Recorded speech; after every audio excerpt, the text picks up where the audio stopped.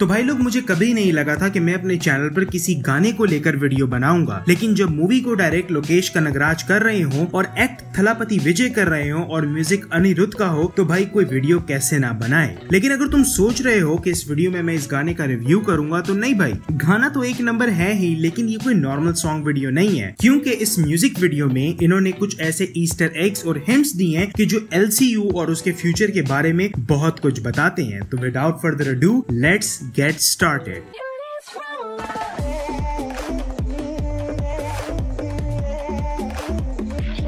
Leo is the final boss of LCU। अब देखो भाई लोग, एक जंगल में बहुत सारे जानवर होते हैं, लेकिन जंगल का राजा सिर्फ शेर होता है। और मैंने अपनी पिछली वीडियो में भी बताया था कि लोकेश कनगराज ने अपने LCU की कैरेक्टर्स को एनिमल्स के साथ रिजेंबल किया है, जैसे विक्रम के लिए ईगल, संदनम के लिए स्नेक और रोलेक्स के लिए स्कॉर्पियन और लियो के लिए लॉइन। और ये पॉसिबिलिटी है कि वो आखिरी कड़ी हो, वो फाइनल बिग डैडी बॉस हो, जिसके आने से गेम हर लेवल पर एलिवेट और चेंज हो जाएगी। क्योंकि अभी तक हमें जितना भी लियो का प्रमोशनल मटेरियल देखने को मिला है, उसमें हमें थलापति विजय के दो लुक्स दिखाए गए हैं। एक तो बिल्कुल यंग, जो कि इस गाने में भी है, और दूसरा थोड़ा सा aged with salt and pepper beard and hair. तो हो सकता है कि कुछ ऐसा हुआ हो जिसकी वजह से लियो नाम का शेर अपने किंगडम को छोड़कर गुमनामी के अंधेरे में चला गया हो, लेकिन अब अपने किंगडम को डूबता हुआ देखकर वो एक बार फिर बाहर निकल कर आया है अपनी ट्रू रॉयल्टी को सब पर इम्पोज करने। लियो कनेक्शन विद रोलेक्स। अब ये बात तो इस गाने की वीडियो से कंफर्म हो गई है कि भाई थलापति विजय के लियो और सूर्या के रोलेक्स के बीच में कोई पास हिस्ट्री हम लोगों को दिखाई जाएगी,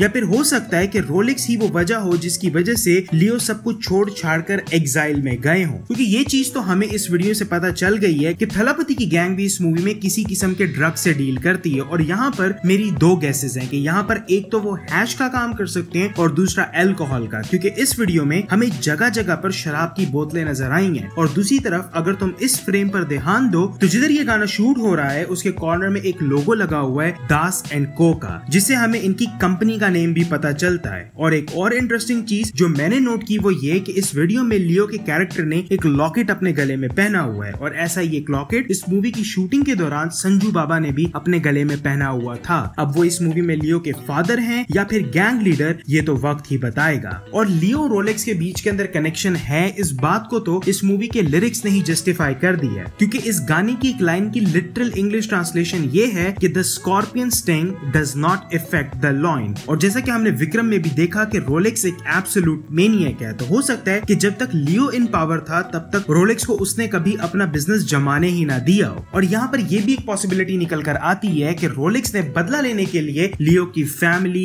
गैंग, बिजनेस को नुकसान पहुंचाया, और उसके बाद एक बहुत बड़ी लड़ाई हुई हो जिसमें सपोजिटली लियो को लगा हो कि उसने रोलेक्स को मार दिया है और वो इस क्राइम की दुनिया को छोड़कर बेकरी खोल चुका हो। इसीलिए हमें कैथी और विक्रम में रोलेक्स का नाम तो सुनने को मिलता है, लेकिन कभी वो दिखा नहीं। शायद इसीलिए क्योंकि उसको लगता होगा कि उसने जो प्यादे आगे फेंके हुए वो उसके काम को संभाल लेंगे। लेकिन कैथी और विक्रम के इवेंट्स के बाद रोलेक्स बाहर आया, और यही बात शायद लियो तक भी पहुंच गई होगी, और वो वापस आएगा अपना अधूरा बदला पूरा करने के लिए। और अब यहाँ पर मैं एक बहुत ही वाइल्ड थ्योरी तुम लोगों के साथ शेयर करने जा रहा हूँ, जो कि ये म्यूजिक वीडियो देखने के बाद थोड़ा वेट कैरी करती है। JD from master is Leo in reality. अब मुझे पता है कि ये सुनने में बहुत ज्यादा वाइल्ड लगता है, लेकिन हियर मी आउट। अब मास्टर मूवी के अंदर ना चाहते हुए भी तुम्हें थलापति विजय के हाथ में पहना हुआ कड़ा बार बार फोकस कराया जाता है। हो सकता है कि वो जो स्टाइलाइज्ड एक्शन के लिए हो, but wait, there is more to it. इस गाने के स्टार्ट में भी हमें उसी तरीके का कड़ा देखने को मिलता है, और आगे जाते हुए एक ऐसा शॉट आता है इस गाने में जिसने मेरा दिमाग घुमा कर रख दिया, और वो था ये। याद आ रहा है तुम लोगों को कुछ? ये एग्जैक्ट फ्रेम मास्टर मूवी के वाती कमिंग सॉन्ग से उठाया गया है। और अगर मास्टर मूवी और लियो के बीच के अंदर कोई कनेक्शन नहीं है, तो उन्होंने इस फ्रेम को यहाँ पर पुट इन क्यों किया?